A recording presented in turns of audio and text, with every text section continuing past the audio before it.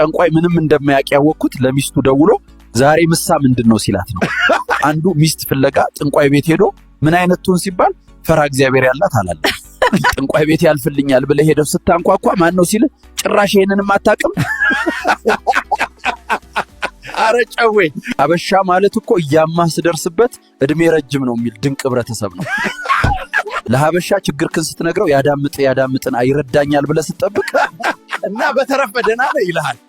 ሀበሻ እኮ የሬሳ አሳጥን ሊገዛ ሄዶ ቀንስልኝ ደንበኛ እንሆናለን የሚል ድንቅ ህዝብ ነው።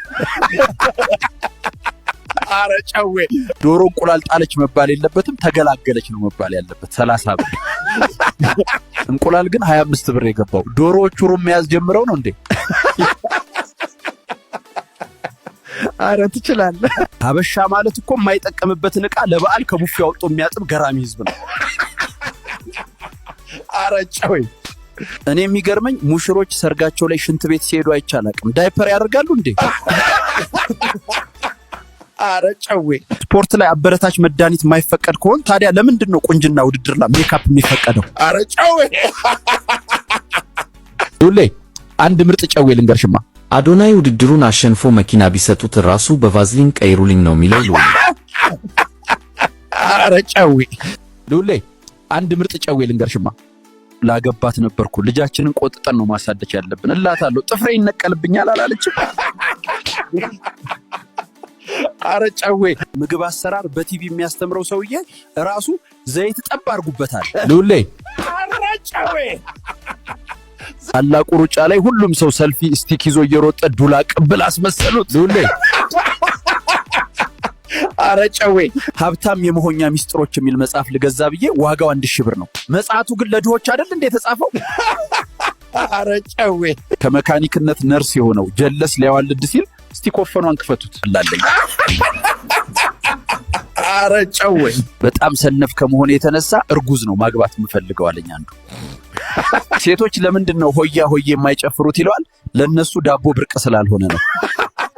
የ5 ዓመት ልጅ የምትሰራበት ፊልም ላይ ከ18 ዓመት በታች ለሆኑ የተከለከለ ይላል።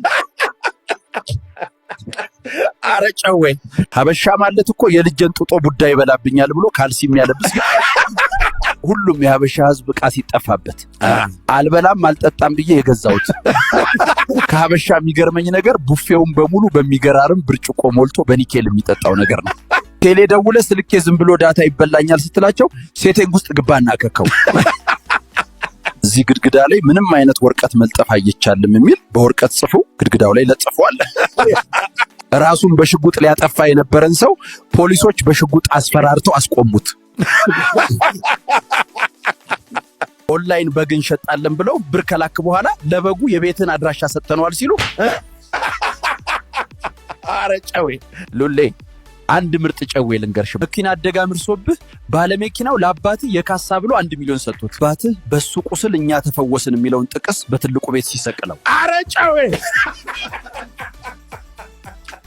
ሰላም ቤተሰቦች፣ ይሄን ቪዲዮ ለሙሴ ሰለሞን አድርሱለት። ሙሴ ቀለበት ስላሰርክ ደስ ብሎናል፣ እንኳን ደስ ያለ። ግን ስላልጠራሃን ታዝበናሃል።